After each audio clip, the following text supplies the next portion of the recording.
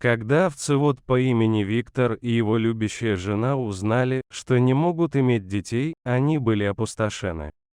Однако, по странному стечению обстоятельств, они стали родителями холодной зимней ночью. Как, спросите вы? Ответ столь же шокирующий, сколь и удивительный. История начинается в далеком 1983 году в России. Овцевод Виктор любил свою работу и усердно трудился в течение всего лета, чтобы правильно выращивать своих овец и поддерживать их здоровье и безопасность. Это было его страстью с тех пор, как он был подростком, и ему нравилось проводить каждое лето со своими овцами на свежем воздухе, занимаясь тем, что ему нравилось больше всего. Весной он стриг овец и продавал шерсть. Он также помогал с рождением ягнят, производя на свет следующее поколение животных, готовых к продаже. В конце лета он сажал семена и давал им прорасти, чтобы собрать урожай и заработать немного денег на урожае. Он определенно был занятым человеком. Виктор настолько хорошо справлялся со своей работой, что его овцы, казалось, наслаждались его обществом так же сильно, как он наслаждался их обществом. На самом деле, не было ничего неслыханного в том, что они активно бежали навстречу ему, чтобы поприветствовать всякий раз, когда видели, что он приближается. Однако русские зимы, как известно, были холодными, и разведение овец на открытом воздухе было нецелесообразным вариантом. На самом деле, могло стать так холодно, что если бы вы провели в нем слишком много времени, это было бы почти гарантировано. Итак, он провел зимние месяцы со своей любящей женой, шаря одежду, которая помогла бы им пережить сезон заморозков. И такова была жизнь Виктора, она шла циклами: летом он разводил овец, шил зимнюю одежду и так далее, снова и снова. К счастью, ему это нравилось, и он был чрезвычайно счастлив и доволен той жизнью, которой жил. Однако в его жизни не хватало одной вещи – детей. Виктор и его жена всегда говорили о том, чтобы завести детей, однако его плотный график всегда мешал этому. Но Виктор понял, что он не будет молодым и сильным всю оставшуюся жизнь, поэтому они с женой решили, что им следует начать пытаться забеременеть. В течение нескольких месяцев они безуспешно пытались забеременеть. Однако они по-прежнему сохраняли бодрость духа и продолжали попытки. Однако по мере того, как шли месяцы, отсутствие беременности начало их угнетать. Месяцы превратились в год, а год превратился в 2 года, а по-прежнему не было никаких признаков того, что жена Виктора забеременеет. Что вам нужно помнить, так это то, что сейчас 1980-е годы, и медицинские технологии тогда были не так хороши, как сейчас. Не было современного оборудования, которое могло бы помочь в процессе зачатия, а ЭКО все еще находилось в зачаточном состоянии и было слишком дорогим вариантом для Виктора и его жены.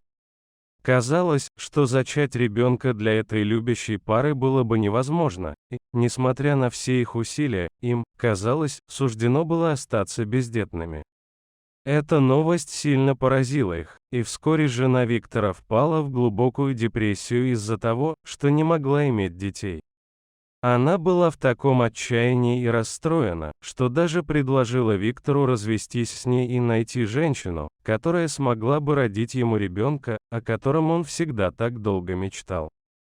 Но он был верным мужем и любил свою жену больше всего на свете, поэтому остался с ней.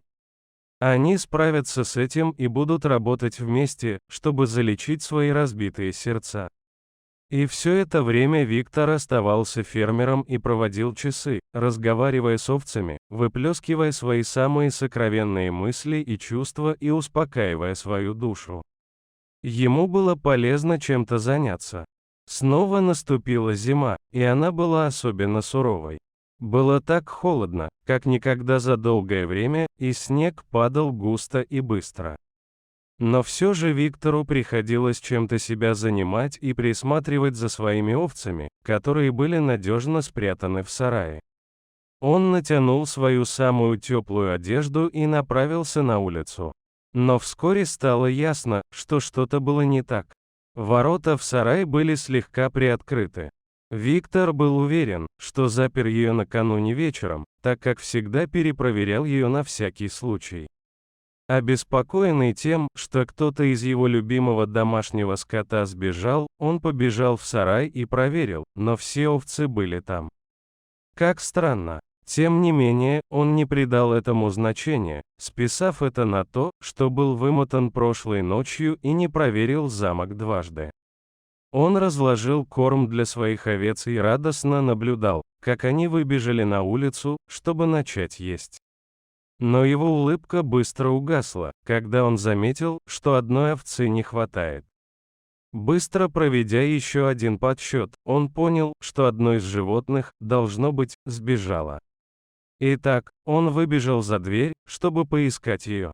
Оглядев весь двор, он не нашел никаких ее следов и отправился в заснеженные поля.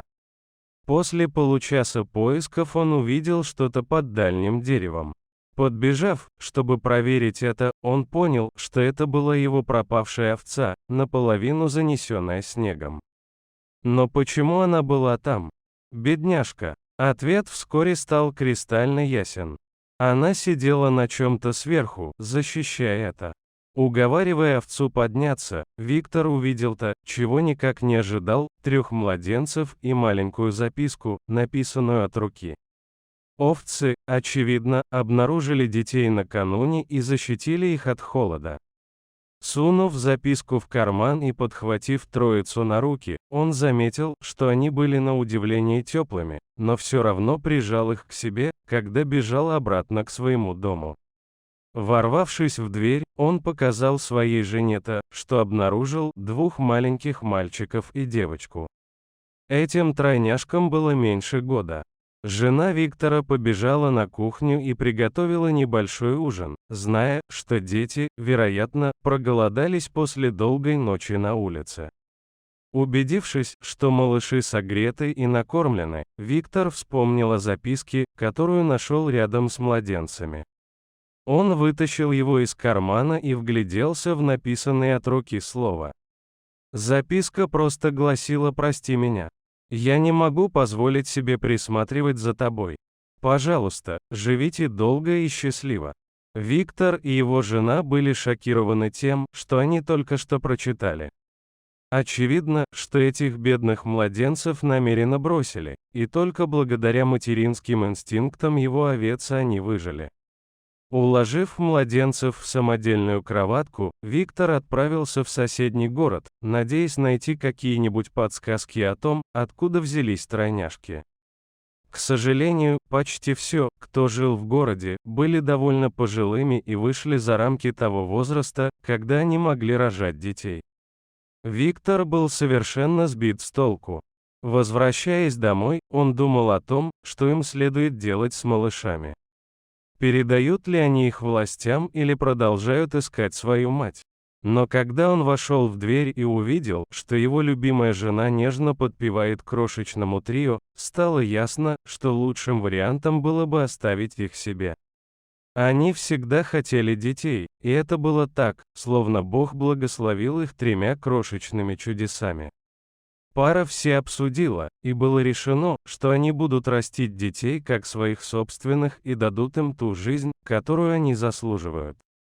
Они не упустили бы эту возможность. Шли годы, и довольно скоро малышам исполнилось по 5 лет, они играли в саду и помогали отцу ухаживать за его овцами. К сожалению, одна из овец становилась старой и медлительной, и было похоже, что она проживет не больше нескольких дней. Собравшись вокруг старой овцы и поглаживая ее, тройняшки почувствовали тесную связь с ней. Они и не подозревали, что это была та самая овца, которая помогла им выжить много лет назад. Тем не менее, время овцы почти истекло, и когда дети погладили ее, она легла, положила голову на пол, закрыла глаза и мирно скончалась. Виктор видел это миллион раз раньше, но его дети никогда не были свидетелями смерти. Обезумевшие, они побежали в поля и сбились в кучу под деревом, где их нашли. Именно тогда мимо проходила пожилая дама, увидев плачущих и расстроенных детей. Она спросила, сказали ли им только что Виктор и его жена не были их настоящими родителями. Быстро стало очевидно, что пожилая леди совершила ошибку, и смущенные и расстроенные тройняшки побежали домой с миллионом вопросов в головах. Правда выплыла наружу. Итак, Виктор и его жена усадили детей и объяснили, что произошло в ту роковую ночь. Они даже показали им записку, которая была оставлена рядом с ними, чтобы помочь подтвердить эту историю. Дети были явно расстроены тем, что их настоящие родители бросили их, но бесконечно благодарны Виктору и его жене за то, что они спасли их и воспитали как своих собственных. Они могли бы просто оставить их замерзать насмерть на холоде, или они могли бы передать их властям, и они оказались бы в ужасном детском доме. Но вместо этого они сохранили их и дали им самую лучшую из возможных жизней. Вся семья из 5 человек обнималась на теплом летнем ветерке, когда в воздухе разносилось тихое мычание овец. Итак, что вы думаете об этой истории?